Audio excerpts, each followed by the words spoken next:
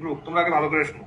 তোমাদের মনের মধ্যে কোনো আশা আকাঙ্ক্ষা আছে যে তোমরা এই যে কোটা বিরোধী যে আন্দোলন বা ঘোড়ার ডিম চলতেছে এটার মধ্যে যে মানে যাবা বা সংহতি জানাবা বা ভালোবাসা জানাবা, এরকম কি কিছু মনের মধ্যে কিছু জাগছে?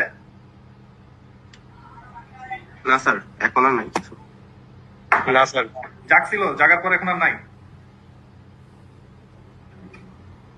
স্যার এখন আর নাই কিছু। আচ্ছা, কিছু নাই, আলহামদুলিল্লাহ, কিছু থাকবেও না। সকল স্টুডেন্টের কাছে মেসেজ পৌঁছাবা, আমার একটা স্টুডেন্টও যেন বাসার বাইরে কোনো অ্যাক্টিভিটিতে জয়েন না করে। যদি কোনো স্টুডেন্ট কোনো অ্যাক্টিভিটিতে জয়েন করে এবং এটা আমাদের কাছে আসে, he or she would be expelled from MIST straight away without any inquiry, without any query. Message clear? Yes sir. কি করছে না করছে কেন করছে ওই জায়গাতে খালি দেখতে গেছিলাম স্যার, আমি তো স্যার কিছুই করি নাই স্যার, ওই জায়গাতে যে খালি দাঁড়াইছিলাম, আমার একটা ছবি উঠছে স্যার। আন্ডারস্টুড? আপনারা এই ভিডিওটা দেখেছেন এবং সার্বিক পরিস্থিতি আপনি নিশ্চয়ই জানেন, আপনি খোঁজ খবর নিয়েছেন, আপনার প্রতিক্রিয়া জানতে চাই।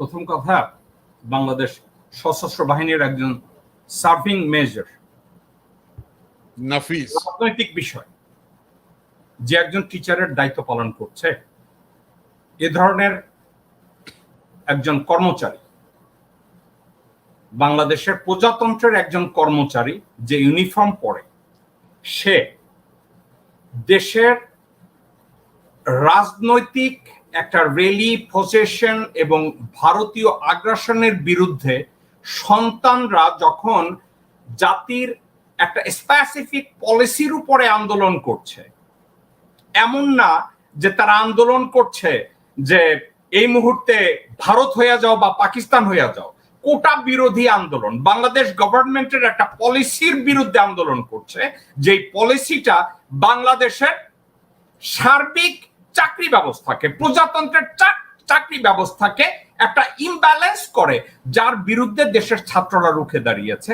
তার বিরুদ্ধে প্রজাতন্ত্রের এক কর্মচারী, 2 পয়সার মেজর নাফিজুল আহসান, আপনি ওর ছবিটা যদি দেন, আবার এই কুকুরের বাচ্চা যদি এ ধরনের মন্তব্য করে এবং ছাত্রদেরকে বলে, আমি ওর নাম্বারটা নিতে চেয়েছিলাম, এখন পর্যন্ত আমার হাতে এসে পৌঁছায়নি, ওকে যদি ও এই মন্তব্যটা করেছে, বিষয়টা কি জানেন?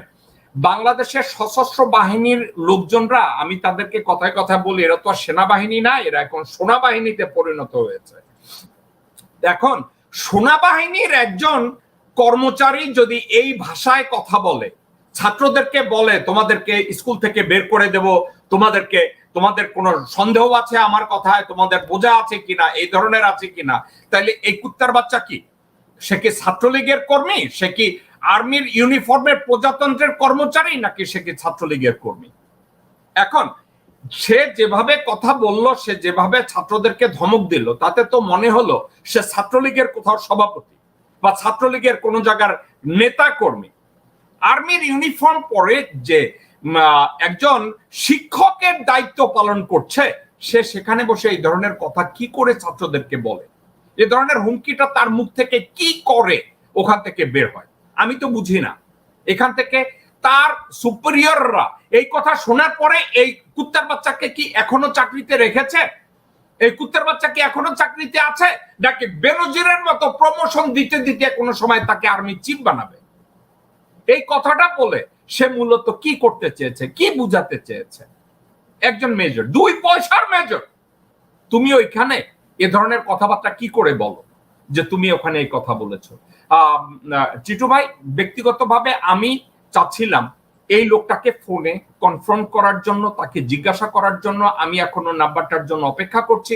নাম্বারটা যদি পাই, আমি আপনার সাথে এই সাবজেক্টটা নিয়ে আলাপ আলোচনা করব, এই লোককে আমি আলাপ আলোচনায় নিয়ে আসবো। তবে একটা কথা, ওখানকার যেসব ছাত্রছাত্রীরা আন্দোলনের জন্য রাস্তায় যেতে চেয়েছো, আমি তাদের উদ্দেশ্যে বলবো, কোনো একজন মাথুর আর কোনো একজন গোপাল, কোন একজন রয়ের কর্মচারী তোমাদেরকে বাংলাদেশকে রক্ষায় বিরোধিতা করবে, এজন্য তোমরা চুপচাপ বসে থাকবা?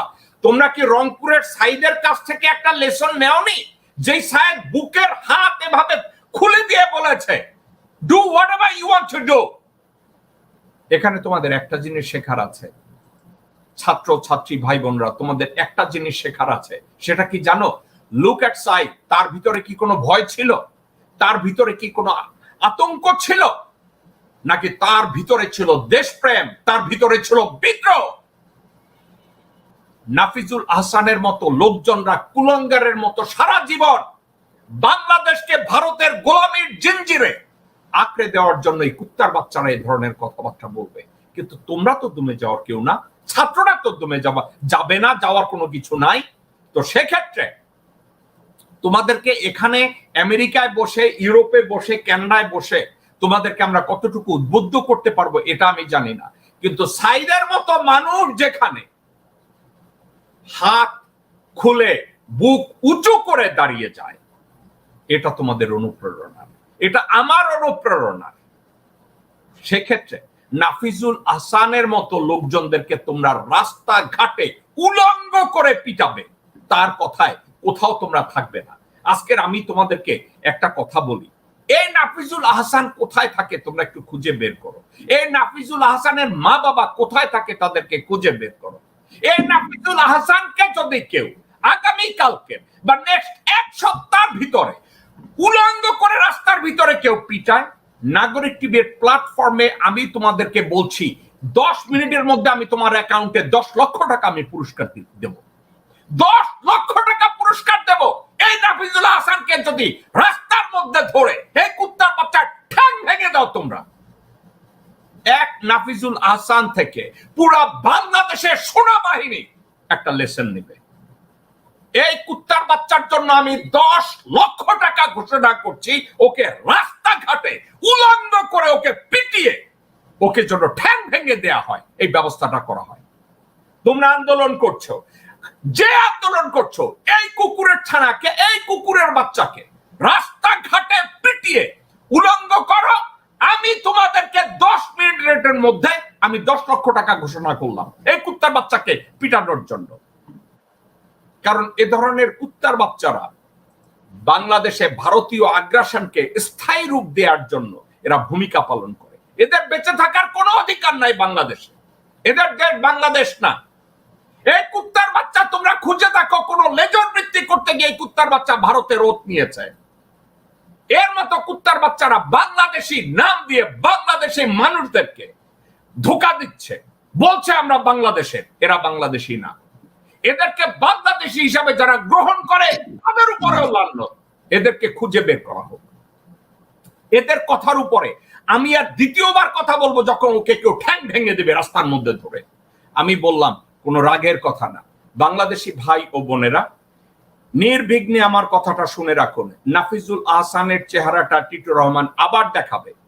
এই কুকুরের বাচ্চাকে রাস্তাঘাটে যেখানে পান উলঙ্গ করে পিটিয়ে কেউ যদি এটা আমাকে জানান, সাথে সাথে আমি 10 লক্ষ টাকা আপনাদের জন্য পুরস্কার ঘোষণা করলাম। এই কুত্তার বাচ্চাকে রাস্তাঘাটে যে কোনো খুঁজে বের করার দায়িত্ব আপনাদের। এই কুত্তার বাচ্চা সব সময় বাসায় বসে থাকে না। এই কুত্তার বাচ্চার বউ বাচ্চা কাচ্চাও বাসায় বসে থাকে না। যেখানে বেরোবে এই কুত্তার বাচ্চাকে খুঁজে বের করুন। এই কুত্তার বাচ্চা অতি উৎসাহী হয়ে ছাত্রদেরকে বলেছে তোমরা আন্দোলন করবা। এই শুয়ারের বাচ্চাকে জুতা পেটা করার আগ পর্যন্ত ছাত্রদের উচিত না। ওই military science institute and lab এদের উচিত না ওখান থেকে ওকে বেরোতে দেওয়া। আমি মিলিটারি সায়েন্স অ্যান্ড ল্যাবরেটরি, ওখানে আমি স্কুলের নামটা বলি আপনাদেরকে, ও যেখানে টিচার ওখানকার, আমি আপনাকে বলি ওর নাম Nafizul Hasan, military institute of science and technology. একে যেখানে পাবেন খুঁজে বের করুন। আপনারা যদি military institute of science and technology এর আশেপাশে কেউ থাকেন, ছাত্রছাত্রী বাদ দিয়ে অভিভাবকদের কেউ যদি আশেপাশে কেউ থাকে, একে খুঁজে বের করুন। একে খুঁজে বের করে তাকে জিজ্ঞাসাবাদ করুন। আরেকটা কথা, জিজ্ঞাসাবাদের কিচ্ছু না। এই কুত্তার বাচ্চা অলরেডি মানুষকে জানানো দিয়ে দিয়েছে যে সে ভারতীয় কুলাঙ্গার, সে ভারতীয় কোলাবরেটর। তো যে মুহূর্তে তাকে ধরা উচিত এই মুহূর্তে আপনাদের তাদের ধরা উচিত, কারণ এ ধরনের কথা যারা বলবে তাদেরকে রাস্তাঘাটে ধরা উচিত, তাদেরকে ছেড়ে দেওয়া উচিত না। আমি বলেছিলাম সরকারকে আপনারা ধরুন, আমি বলেছিলাম বিপ্লব কুমার সরকারকে আপনারা ধরুন, আমি বলেছিলাম বিপ্লব কুমার সরকারকে যদি রাস্তার মধ্যে ওর হাত পা ভেঙে ফেলে দেয় আমি 10 লক্ষ টাকা ঘোষণা করেছিলাম। আপনারা ধরেননি, আপনারা বিপ্লব কুমার সরকারকে ছেড়ে দিয়েছেন। এই কুত্তার বাচ্চাকে দেখুন ইউনিভার্সিটিতে গিয়ে কোটা সংস্কার আন্দোলনের ছাত্রছাত্রীদের উপরে রাবণের মতো ঝাঁপিয়ে পড়েছে, কুত্তার মতো ঝাঁপিয়ে পড়েছে, শুয়োরের মতো ঝাঁপিয়ে পড়েছে।